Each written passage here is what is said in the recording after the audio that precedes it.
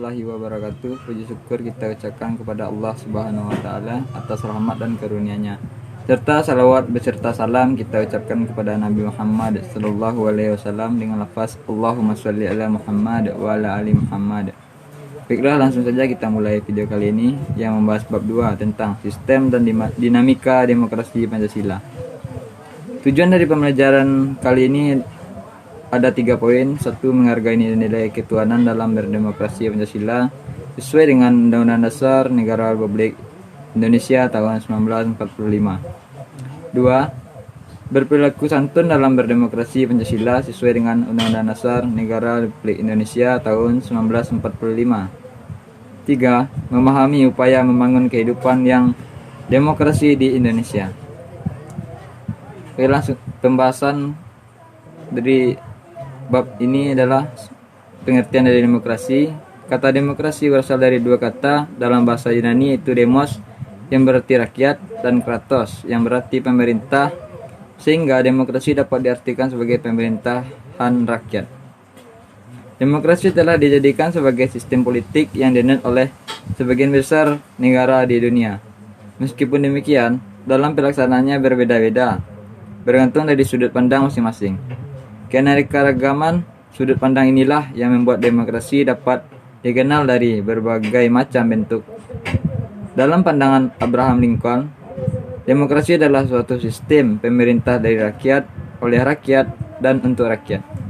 Artinya, rakyat dan serta-merta mempunyai kebebasan untuk melakukan semua aktivitas kehidupan termasuk aktivitas politik tanpa adanya tekanan dari pihak manapun. Karena pada hakikatnya yang berkuasa adalah rakyat untuk kepentingan bersama. Dengan demikian, sebagai sebuah konsep politik, demokrasi adalah landasan dalam menata sistem pemerintahan negara yang terus berproses ke arah yang lebih baik. Berikut ini dipaparkan beberapa macam bentuk demokrasi. A.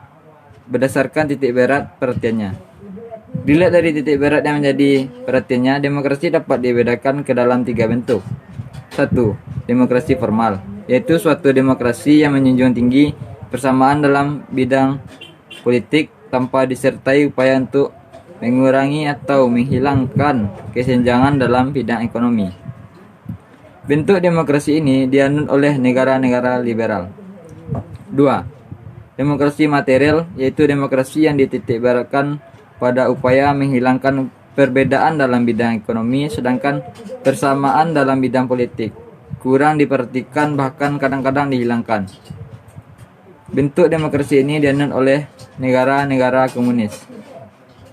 3. Negara demokrasi gabungan, yaitu bentuk demokrasi yang mengambil kebaikan serta membuang keburukan dari bentuk demokrasi formal dan material.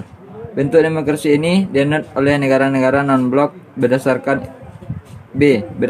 ideologi. Berdasarkan ideologi yang menjadi landasannya, demokrasi dapat dibedakan dalam 2 bentuk. 1. Demokrasi konstitusional atau demokrasi liberal, yaitu demokrasi yang didasarkan pada kebebasan atau individualisme. Ciri khas pemerintahan demokrasi konstitusional adalah kekuasaan pemerintahnya terbatas dan tidak diperkenankan banyak melakukan campur tangan dan bertindak sewenang-wenang terhadap rakyatnya. Kekuasaan pemerintahan dibatasi oleh konstitusi. 2. Demokrasi rakyat, yaitu demokrasi yang didasarkan pada paham Marxisme komunisme. Demokrasi rakyat mencita-citakan kehidupan yang tidak mengenal kelas sosial. Manusia dibebaskan dari keterikatnya kepada pemilikan pribadi tanpa adanya penindasan serta paksaan. Akan tetapi, untuk mencapai masyarakat tersebut, apabila diperlukan dapat dilakukan dengan cara paksa atau kekerasan. Menurut Mark Cranenburg, demokrasi rakyat lebih mendewakan pemimpin. Sementara menurut pandangan Miriam Budiarjo, komunisme tidak hanya merupakan sistem politik, tetapi juga mencerminkan gaya hidup yang berdasarkan nilai-nilai tertentu. Negara merupakan alat untuk mencapai komunisme dan kekerasan dipandang sebagai alat yang sah. C. Berdasarkan proses penyaluran kehendak rakyat. Menurut cara penyaluran kehendak rakyat, demokrasi dapat dibedakan ke dalam 2 bentuk. 1. Demokrasi langsung, itu paham demokrasi yang mengikut sertakan setiap warga negaranya dalam permusyawaratan untuk menentukan kebijaksanaan umum negara atau undang-undang secara langsung. 2. Demokrasi tidak langsung, yaitu paham demokrasi yang dilaksanakan melalui sistem perwakilan. Penerapan demokrasi seperti ini berkaitan dengan kenyataan suatu negara yang jumlah penduduknya semakin banyak, wilayahnya semakin luas, dan permasalahan yang dihadapinya semakin rumit dan kompleks. Demokrasi tidak langsung atau demokrasi perwakilan biasanya dilaksanakan melalui pemilihan umum. Prinsip-prinsip demokrasi.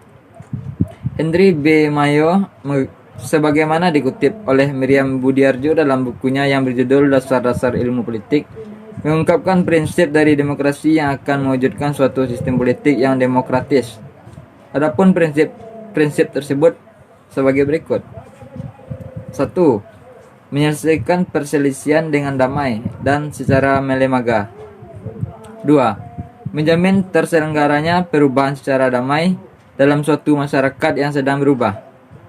3. Menyelenggarakan pergantian pimpinan secara teratur. 4.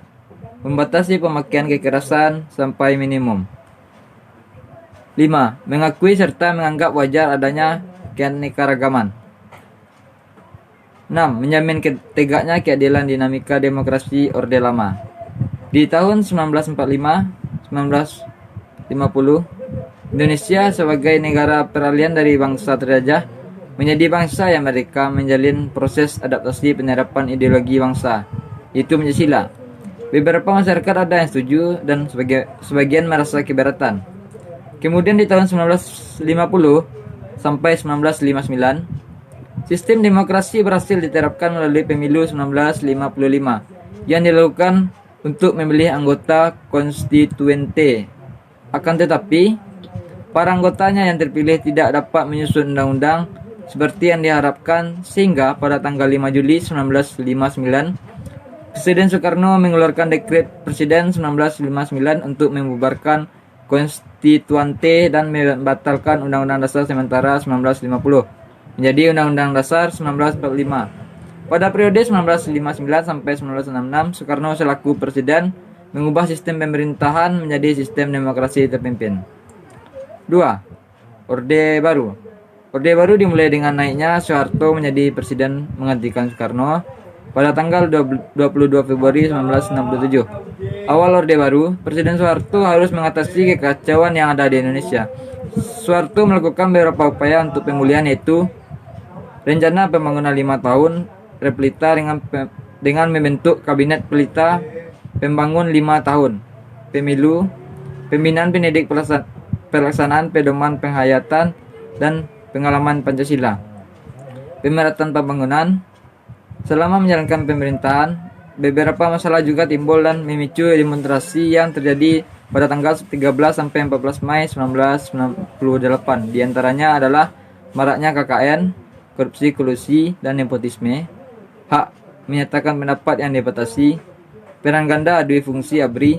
Akhirnya pada tanggal 21 Mei 1998, Soeharto mengundurkan diri dari jabatannya setelah menjabat menjadi presiden selama 30 tahun.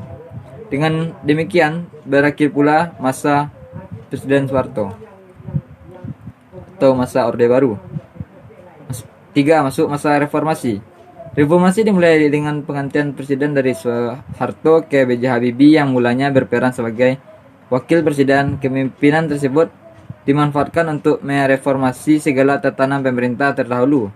Langkah-langkah yang diambil oleh Habibie itu: 1. Membentuk Kabinet Reformasi pada tanggal 22 Mei 1998. 2. Memperbaiki sistem ekonomi dengan menaikkan nilai tukar rupiah dan rekonstruksi perekonomian nasional.